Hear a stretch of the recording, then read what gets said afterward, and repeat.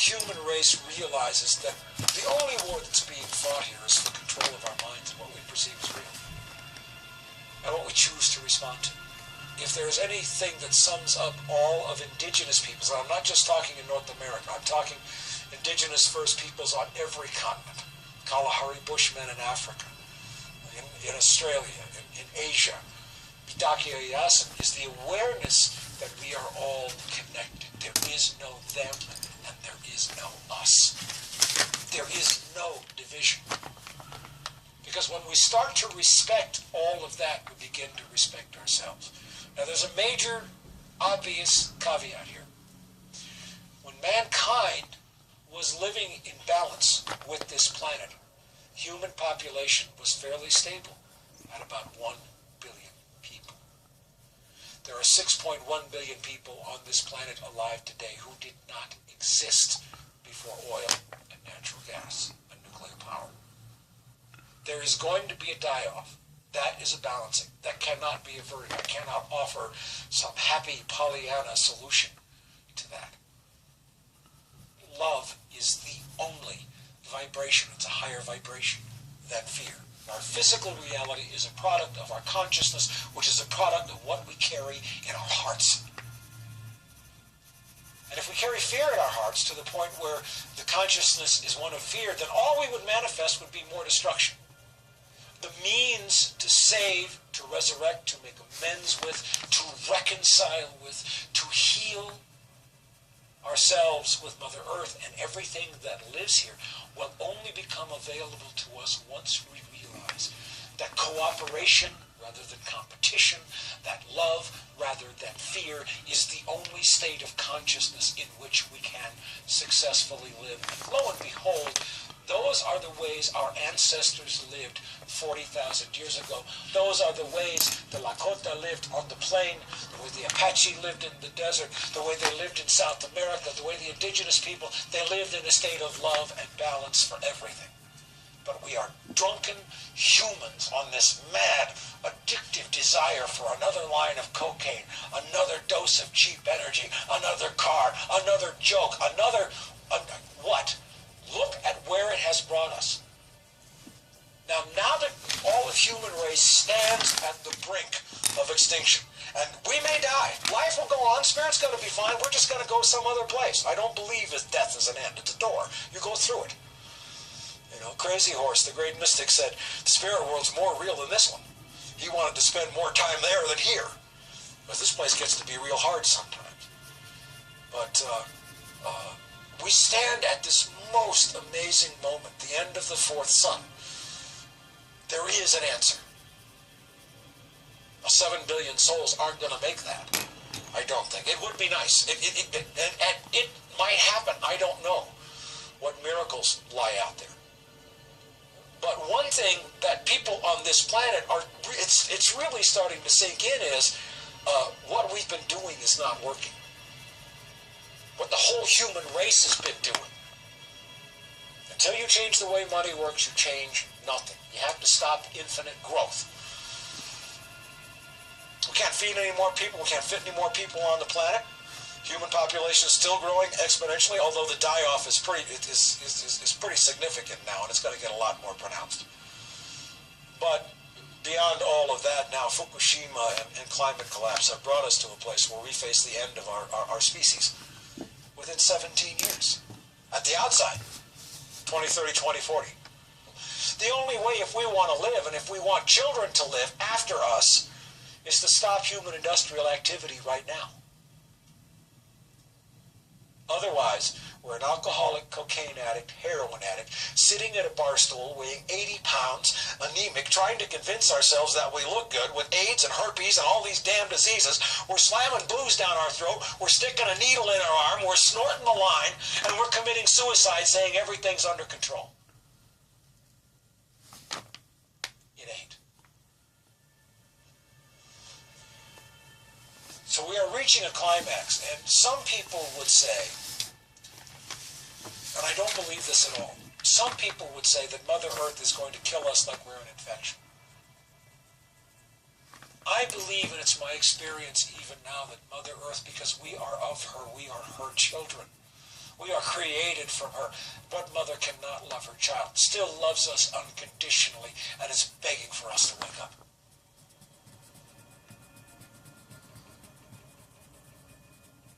When I came here, I said goodbye to pretty much everything that I knew. The only person I knew here was Doug, who was my bandmate from Medicine. My dog in Chris Long's place here, one of the first places I came, Vision told me to find someone who could tie my macaw feather in the Lakota way, and I ran into Chris. Then I went into town, and the spiritual connections to the people of my spirit family, this Medicine Lodge here, Singing Stone Lodge, and has been the most beneficial. But I've met some really cool, awesome, and very tough people here who are very good at being there for you when you need it, and it works in both directions. So I've been blessed. You know, I had no idea what I was going to find here, but I'm extremely happy with the people I've met. I met Jessie Ray just a few days after I landed here. She was tending bar at the Bliss. I met Mike almost a year ago, and over a year ago. Shoot. And we instantly connected and just been good buds ever since. You know, we have the same kind of understanding of some of the way things are, and our hearts are in the same place, I think. The same very warm sense of humor. That too. My perception is that we've known each other through 4 or 5 prior lifetimes, and we're all friends from Atlantis or from who knows where, you know, Greece, Rome, wherever. But it was an instant soul friend connection, you know. And, love hanging out with her.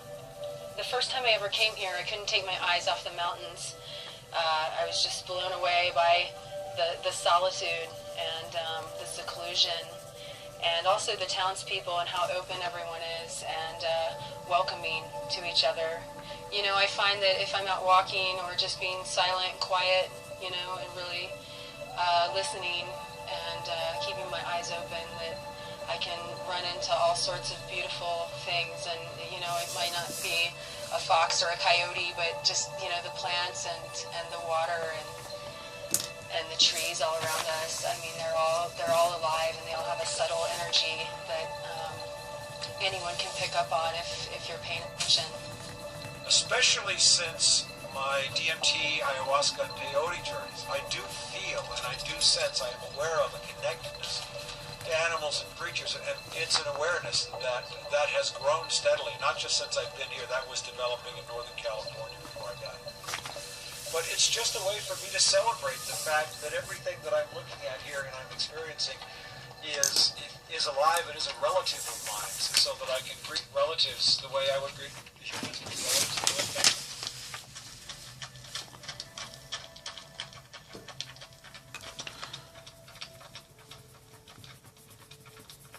I went to this huge epiphany in 2012. This was right as all this crisis happened, when I gave up CollapseNet. People like me, Guy McPherson and Dmitry Orlov, many of us who have walked this path for a long time, we all realized that in 2012 that by Cartesian analysis, we had encountered a number of problems that it was not possible to solve. Okay? Now it's become that much more in our faces.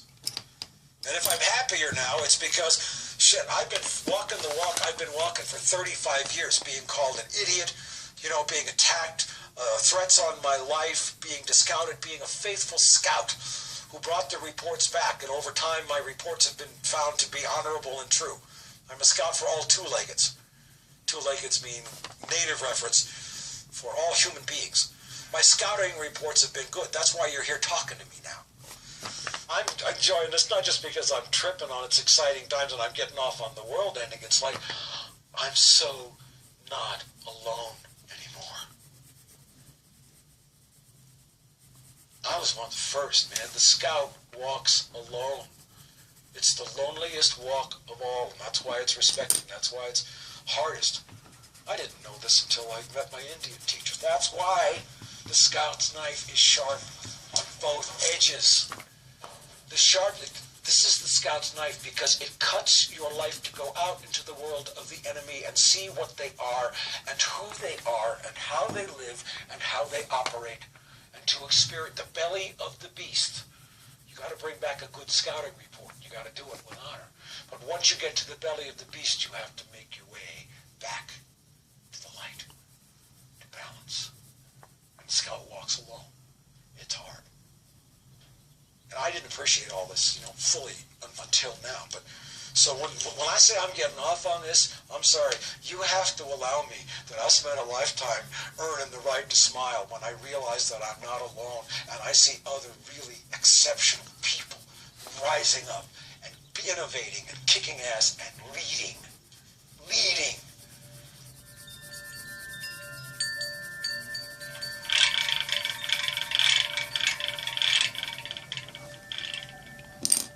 Am I beautiful, Desiree? You have to tell me. But yeah, Kit Carson's probably 4 or 5 miles away, as the crow flies, as the eagle flies. Speaking of which, did you hear I said crow and one just went off over there? I love that. That's the valley floor, which is about 8,000 feet, so we're at about 10,000 feet right now. And this is called, we call it the Big Stupa. It's a Buddhist shrine. It's a great place for meditation. There are many places like this around that are marked as wonderful spiritual centers and places to stop and connect and catch your breath. This is an amazing place to get centered and grounded again. This place has been known to have enormous spiritual power for thousands of years. To be aware, as the indigenous people say, mitagye yasin, everything is my relation. Our belief, a spiritual belief, that everything have a consciousness. The rocks have consciousness, the trees, the plants, the sky, the water, Mother Earth, who we're standing on, and Father Sun sitting right up there in the great mystery looking down on you. This is a place where there is so much less noise. There is no noise here. There's no interference from outside city stuff or cars honking or electricity or power or jet planes or anything. And as you develop this consciousness and as you spend time out here, it grows to the point where with practice you really feel a connectedness to everything. Like I can feel my connectedness to that crow that's looking down on us now. Honking right over. Hi, guy. That's my cousin, we're all related. And, this is a place to come and bask in that. Plus to get a long vision and a long view. I've said before, this valley is so big, what it does is it invites a human consciousness to expand, to fill it, which is a beautiful invitation, as opposed to when we get this narrow tunnel vision of our everyday life and paying the bills and everything else. And this invites you to expand to an awareness much larger.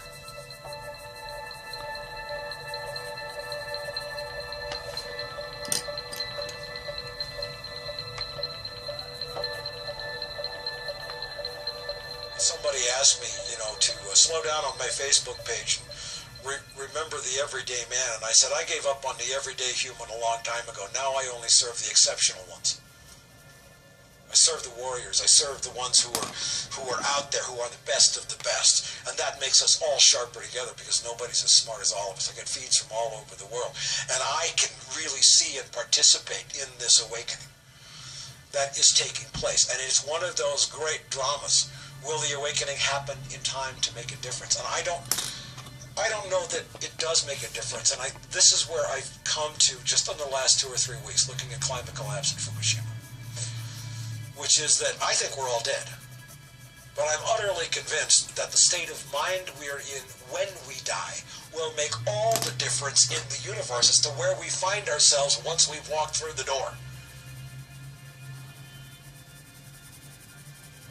I firmly believe that the level of consciousness and love that we carry and we create, and the people that we surround ourselves with, what we hold in our hearts at the moment of our death makes all the difference in the world. There are people who would lay down and die. Well, that's not a warrior's path. Just give up, just get loaded, just get stoned, just party. Well, that doesn't, you get tired of that real quick if you try it. But it's what's in your heart, it's what you're doing. It's the warrior's way. You fight until the last minute. One way or another, no matter what happens, there is a balancing that's coming. There is a balancing that is here, that it is now. And what's left for us is to decide how we're going to face it and what's important. But between climate chaos and Fukushima, there shouldn't be anything else that anybody anywhere on the planet is concerned about. Because unless those are dealt with, we're all dead anyway.